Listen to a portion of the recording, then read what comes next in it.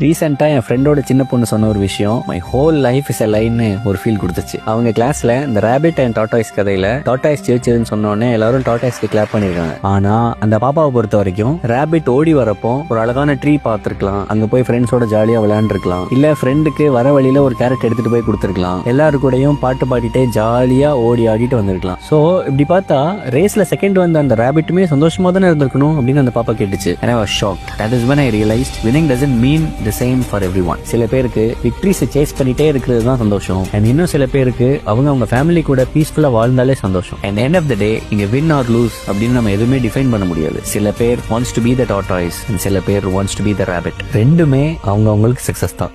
ரீசெண்டா என் ஃப்ரெண்டோட சின்ன பொண்ணு சொன்ன ஒரு விஷயம் my whole life is a லைன்னு ஒரு ஃபீல் கொடுத்துச்சு. அவங்க கிளாஸ்ல இந்த ரேபிட் அண்ட் டாட்டாய்ஸ் கதையில டாட்டாய்ஸ் ஜெயிச்சதுன்னு சொன்னோடனே எல்லாரும் டாட்டாய்ஸ்க்கு கிளாப் பண்ணிருக்காங்க. ஆனா அந்த பாப்பாவை பொறுத்த வரைக்கும் ரேபிட் ஓடி வர